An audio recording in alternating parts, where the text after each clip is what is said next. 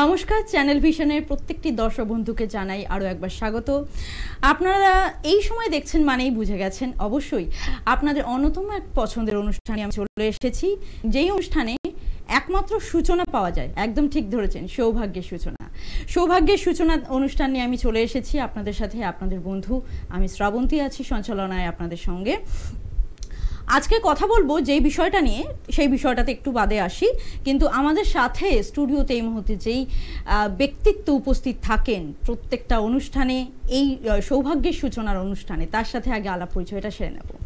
30 বছরের অভিজ্ঞ তারাপীঠ ও কামাখ্যা সাধক, যিনি কৈলাস মানস সরোবর ও দ্বাদশ জ্যোতির্লিঙ্গের একনিষ্ঠ দীর্ঘ সময় সাধনারত গোল্ড মেডেলিস্ট ও স্বর্ণ মুকুট প্রাপ্ত জ্যোতিষ শ্রী বিমল মুখার্জি। নমস্কার স্যার। ওম অখণ্ডমণ্ডলাকারং ব্যাপ্তং যেন চরাচরম তৎপদং দর্শিতং যেন তস্मै শ্রী গুরবে নমঃ। গুরুবম বা গুরু বিষ্ণু গুরুদেব মহেশ্বর গুরুরে পরম ব্রহ্ম তস্मै শ্রী গুরুবে নমঃ।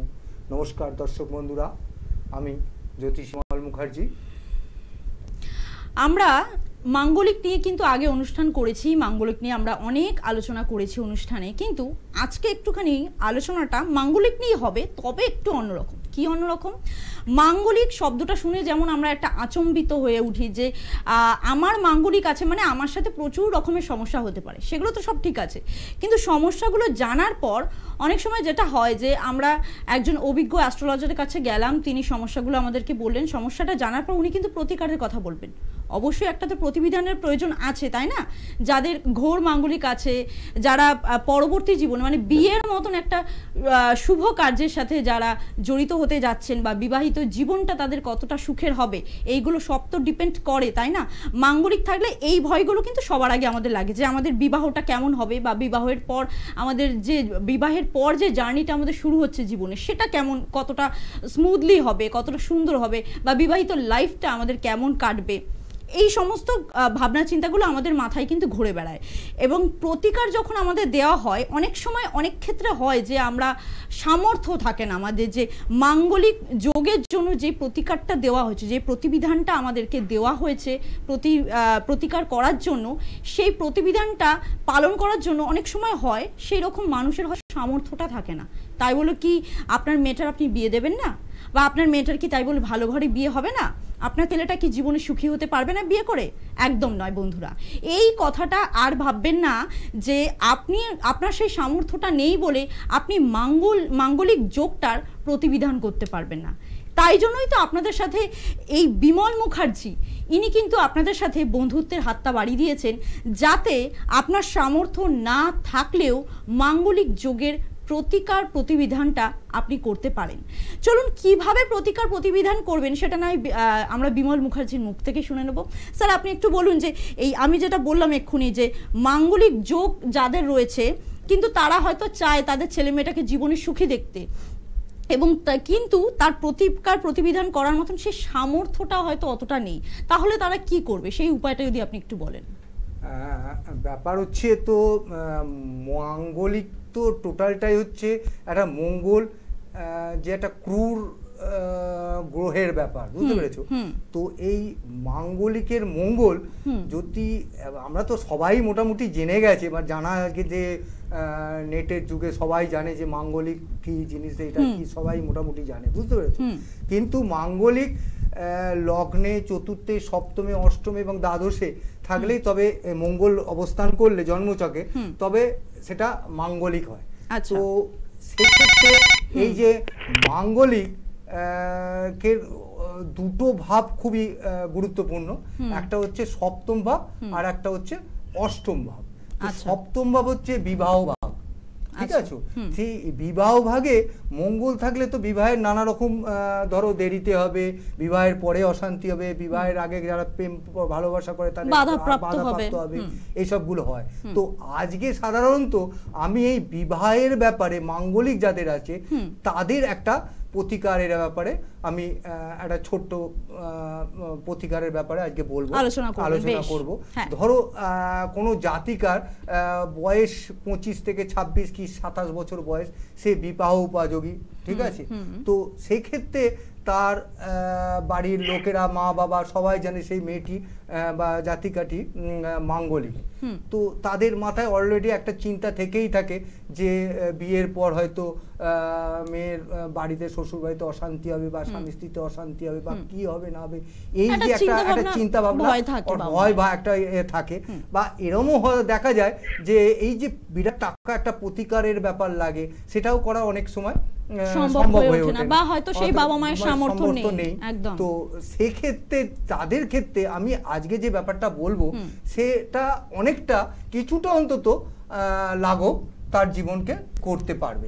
ঠিক আছে, তো সেক্ষেত্রে হচ্ছে কি ওই যে জাতিকা যে বিবাহ উপযোগী, ঠিক আছে, তাকে করতে হবে কি অবশ্যই যেদিন করবে মানে তার জন্মদিন ছাড়া করতে হবে। ঠিক আছে, মানে আপনি বলতে চাইছেন যে, হ্যাঁ আপনি বলতে চাইছেন যে এই মাঙ্গলিক দোষের যে প্রতিকারটা তিনি করবেন তার মানে অবশ্যই মঙ্গলবার করতে হবে, মঙ্গলবার করতে হবে, কিন্তু তার জন্মবারটা যদি মঙ্গলবার হয় তাহলে কিন্তু হবে না। ঠিক আছে, এবং আগের দিন সোমবার দিন তাকে নিরামিষ ভোজন করতে হবে, নিরামিষ খাবার খেতে হবে, মানে যেদিন প্রতিকার হবে তার আগের দিন তাকে নিরামিষ ভোজন করতে হবে। আচ্ছা, এরপরে হলো কি যেদিন মঙ্গলবার দিন পরের দিন, হ্যাঁ ওকে করতে হবে কি একটা কলস নিয়ে, ঠিক আছে, প্রথমত তাকে প্রথমে স্নান করে শুদ্ধ হয়ে নিতে হবে, নেওয়ার পর একটা কলস নিয়ে সে সামনে তার কাছে পিঠে যা পুকুর বলো, নদী বলো বা জলাশয় থেকে এক ডুবে একটা জল, ওই জলটা তুলে নিয়ে, স্নান করে জলটা তুলে নিয়ে মাথায় করে তাকে বাড়িতে আসতে হবে। ঠিক আছে, এইবার সেই যে কলস করে জলটা আনলো সেটা একটা পাক পবিত্র জায়গায় রাখতে হবে। ঠিক, অবশ্যই একটা পাক পবিত্র জায়গায় রাখতে হবে, তুলসী মঞ্চর সাথে আছে বা পাশে, এবং আরও ভালো হয় যদি একটা মোটামুটি একটু ওই জায়গাটা একটু ফুল টুল দিয়ে একটু সাজিয়ে রাখা যায় আগে থাকতে, সেইখানে রাখা হলো কলসটা। ঠিক আছে, এরপরে হচ্ছে কি তোমাকে ওই যে কলসটা আসলো এটা হচ্ছে বরুণ দেব হলো। ঠিক আছে, এটা বরুণ দেব হলো। এরপরে ওই জাতিকা বা কন্যা সে বিবাহের মতো না হলেও কিছুটা অন্তত তাকে ওই বিবাহের একটা নতুন কাপড় পরে, ঠিক আছে, একটু সেজে গুজে, ঠিক আছে, নতুন বস্ত্র পরে তাকে আসতে হবে, এবং ওই কলসের সামনে কিছু ধরো একটু ফুল ফল বা একটু মিষ্টি দই এসব রেখে দেওয়া হলো। ঠিক আছে, একটু ব্যবস্থা করতে হবে। ঠিক আছে, এরপরে ওই যে নতুন বস্ত্র মেয়েটি পরেছে আর একটা নতুন বস্ত্র ধুতি ওই কলসের ওপরে দিয়ে দিতে হবে।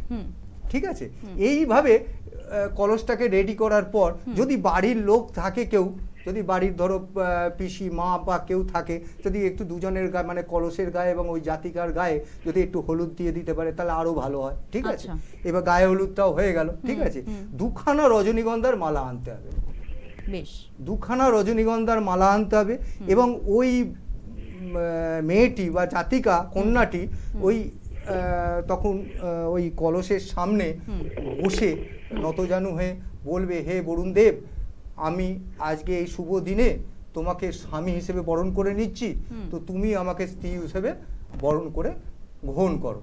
এই কথাটা 3 বার বলার পর 7 বার ওই কলসটাকে পাক দেবে। ঠিক আছে, দেওয়ার পর ওই মালাটি নিয়ে একবার পরিবে, মানে ওই কলসে পরিয়ে দেবে।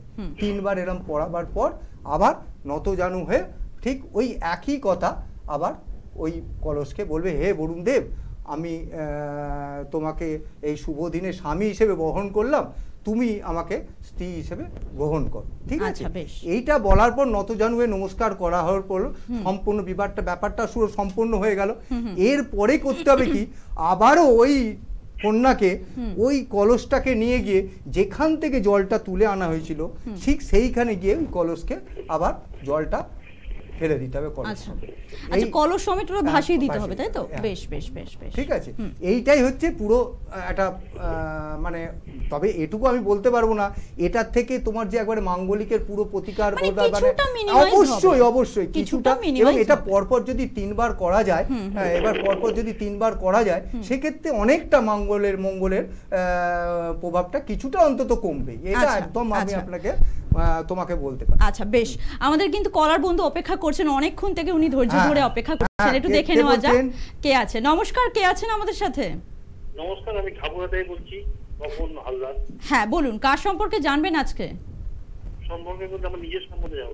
বেশ বেশ, বলুন, আপনার নামটা ডেট অফ কি বার্থটা বলুন? বলুন। আমার নাম তপন হালদার। তপন হালদার। আচ্ছা, এবার তপন বাবু আপনার ডেট অফ বার্থ। যেটা বলে 8/5/1992, 8/5 জন্মস্থান কলকাতা। 8/5/1992, জন্ম সময়টা আরেকবার। জন্ম সময় রাত্রি 8টা। রাত্রি 8টা, আর জন্মস্থান কলকাতা। কলকাতা। বেশ, কি প্রশ্ন বলুন আছে? তপন বাবু, আপনি কি বিষয় জানতে চাইছেন? আমার বিয়ের ব্যাপারে প্রশ্ন হইতে জানবো। বিয়ের জায়গাটা উনি জানতে চাইছেন। বিয়ের জায়গাটা জানতে মানে চাইছেন? বিয়ে কি আপনার হয়েছে না বিবাহটা কেমন হবে সেটা জানতে চাইছেন? না, বিবাহ এখনো হয়নি। আচ্ছা, বিবাহটা কেমন হবে সেটাই আচ্ছা, জানতে আচ্ছা, চাইছেন। দেখুন, প্রথমেই বলে রাখি যে আপনার বিবাহ কিন্তু একটু লেটে হবে, প্রথমেই আপনাকে বলে রাখি, ঠিক আছে? বিবাহ অ্যাকচুয়ালি তিনটে সময় হয়। একটা হচ্ছে খুব আর্লিয়ার হয়, ঠিক আছে, খুব তাড়াতাড়ি হয়, একটা মধ্যবয়সে হয়, একটা খুব স্বাভাবিকভাবে হয়, একটা একটু দেরি করে হয়। তো সেক্ষেত্রে আমি আপনার যে ছকে দেখছি আপনার বিবাহের ব্যাপারটা একটু দেরিতে আসবে, বুঝেছেন? তো এটা তো যেভাবে আছে সেভাবে থাকাই ভালো। আপনি চেষ্টা করে যান। আপনার অবশ্যই প্রতিকার তো আছে। আচ্ছা, একটা কথা বলুন স্যার, যে উনার বিবাহের জায়গাটাতে কি কোনো বাধার সৃষ্টি আছে কি সেটা একটু বলে দিন। হ্যাঁ হ্যাঁ হ্যাঁ, অবশ্যই বাধা আছে। দেখো, তোমার বিবাহের জায়গায় বৃহস্পতি রয়েছে, বৃহস্পতি একটু লেট করবে, ঠিক আছে? বৃহস্পতি সবসময় বিবাহেতে একটু দেরি করিয়ে দেয়, ঠিক আছে? এই বৃহস্পতির থাকার জন্যই কিন্তু তোমার বিবাহেতে। তা ওনার কি কোনো প্রতিবিধানের প্রয়োজন আছে? এখন প্রতিকার তো আছেই। প্রতিকার করতে গেলে তাহলে তোমাকে একটু আমার সঙ্গে দেখা করতে হবে, আমার চেম্বারে এসে একটু দেখা করো, যোগাযোগ করো। একদম দাদা, আমি চেম্বারগুলো বলে দিচ্ছি, আপনি একটু শুনে নিন। আপনাদেরকে বুকিং নাম্বারটা সবার আগে বলে দিই, কারণ যোগাযোগ করার জন্য কিন্তু বুকিং নাম্বারটা ভেরি মাস্ট। আপনারা একটু নোট করবেন, 8100-684-023, এটা হচ্ছে বুকিং নাম্বার। আরেকবার আমি রিপিট করে দিচ্ছি, 8100-684-023, এটা হচ্ছে বুকিং নাম্বার। এই নাম্বারে কল করেই কিন্তু আপনাকে চেম্বার ভিজিট করতে হবে। সবার আগে অ্যাপয়েন্টমেন্ট ফিক্সড করতে হবে, যেটা আপনার নিয়ারেস্ট চেম্বার হবে, সেখানে এসে যোগাযোগ করবেন। এবার চেম্বার কোথায় কোথায় আছে? চেম্বারে আপনারা পেয়ে যাচ্ছেন, মানে শ্রী বিমল মুখার্জিকে আপনারা পাচ্ছেন শিয়ালদায়, পাচ্ছেন কালীঘাটে, পাচ্ছেন দক্ষিণেশ্বর এবং চুচুড়াতে পাচ্ছেন। এই 4 জায়গায় আছে। এছাড়াও আর কোথায় কি আছে বাকি ডিটেলসটা জানতে হলে আপনাকে বুকিং নাম্বারে কল করতে হবে। বুকিং নাম্বারে কল করে আরও ডিটেলসে অন্য কোথাও চেম্বার আছে কি না আছে সমস্ত ডিটেলসে জানতে গেলে বুকিং নাম্বারে কল করে অবশ্যই জিজ্ঞেস করবেন। আচ্ছা, একটা কথা বলি, যেহেতু মাঙ্গলিক নিয়ে আমাদের কথা হচ্ছে, তাহলে স্যার বলুন যে যারা মাঙ্গলিক আছেন, যে প্রত্যেক দিনের জন্য তাদের কিছু এরকম একটা টোটকা করতে পারে, সেরকম একটা টোটকা যদি আপনি বলেন। দেখো, প্রত্যেক দিনের জন্য যে টোটকা আছে সেটা হচ্ছে মানে তার জীবনের জন্য, জীবনটা চলার জন্য একটু শুভরত হবে আর কি, সেরকম বলছি। ব্যাপার হচ্ছে মঙ্গলের তো ব্যাপার, এটা মঙ্গল গ্রহের ব্যাপার। সেক্ষেত্রে প্রতিদিন মঙ্গল গ্রহের যে জপ আছে, মঙ্গল গ্রহের যে আছে সেটাকে করতে পারে, বা মঙ্গলের মানে মঙ্গলকে শান্ত রাখার জন্য এটা করতে পারে, বা মঙ্গলের যে কালার থেরাপিটাকে ইউজ করতে পারে। মঙ্গলবার দিন মঙ্গলের যে কালার আছে সেই কালারটাকে ও তার জামা কাপড় সেই হিসেবে পরতে পারে, বা এরকম বা এইসব কিলো করতে পারে আর কি, এমনি রেগুলার ওয়াইজ। এছাড়া আর কি মঙ্গলের করতে, আর নাহলে হনুমান চালিসা পড়তে হতে পারে। হনুমান চালিসা, বা সেই দিনটা কি একটু নিরামিষ না, নিরামিষ না, হনুমান চালিসা পড়লেই প্রতিদিন হনুমান চালিসা পড়লো, ঠিক আছে, বা বজরংবলীর মন্দিরে গিয়ে পুজো দিল, এইগুলো করতে পারলে মোটামুটি মাঙ্গলিক গিয়ে ঠিকঠাক। আচ্ছা আচ্ছা, বেশ। মানে যারা আপনারা মাঙ্গলিক আছেন তারা কিন্তু চুপচাপ বাড়িতে বসে থাকলে হবে না, প্রতিকার প্রতিবিধানের প্রয়োজন আছে। আর সবার আগে বলবো, প্রতিকার মানে মাঙ্গলিক আপনি শুনলেন আপনি প্রতিকার প্রতিবিধান করতে চলে যাবেন, সেটা কিন্তু নয়। সবার আগে একজন অভিজ্ঞ অ্যাস্ট্রোলজারকে দিয়ে আপনার ন্যাটাল চার্টটা অ্যানালাইজ করাবেন, তারপরে তার কথা অনুযায়ী, তার পরামর্শ অনুযায়ী কিন্তু প্রতিকারটা করাবেন অবশ্যই। আর আপনাদের যদি পছন্দ হয় তাহলে অবশ্যই শ্রী বিমল মুখার্জির কাছে আসবেন, বুকিং নাম্বার দেওয়া আছে, আপনার টিভি স্ক্রলে যাচ্ছে। আগামী দিনে অনুষ্ঠানে আমরা আবারও ফিরে আসবো। আজকে কিন্তু বিদায় জানাতে হবে। ততক্ষণ আপনারা সকলে ভালো থাকবেন, সুস্থ থাকবেন, ভালোবাসা থাকবেন।